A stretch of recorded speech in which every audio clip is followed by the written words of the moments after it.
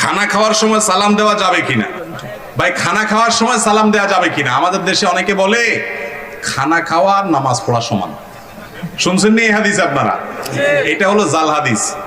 খানা খাওয়া আর নামাজ পড়া সমান, মানে নামাজেও সালাম দেয় না, খানায়ও সালাম দেওয়া, এটা ভুল কথা। খানা খাওয়া অবস্থাতে সালাম দিতে পারেন, যিনি খাচ্ছেন তিনিও জবাব দিতে পারেন, কোনো অসুবিধা নাই। তবে লক্ষ্য রাখতে হবে যে যেই ব্যক্তি মনে করেন কথার কথা বেচারা এখন লোকমা নিচ্ছে আর কি, তো একটু সবর করেন কয়েকটা সেকেন্ড, যে খায়া নেই গিলা ফেলা, এমন টাইমে সালাম দিলেন বেচারা মুখের ভিতরে খানা দিয়া, একটা বিব্রতকর পরিস্থিতি।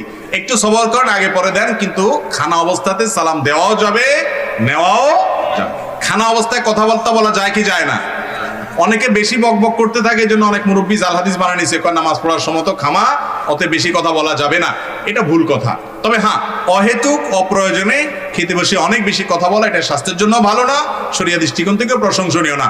কিন্তু দু চারটা দরকারি কথা অথবা সালাম আদান প্রদান করাতে কোনো অসুবিধা নাই।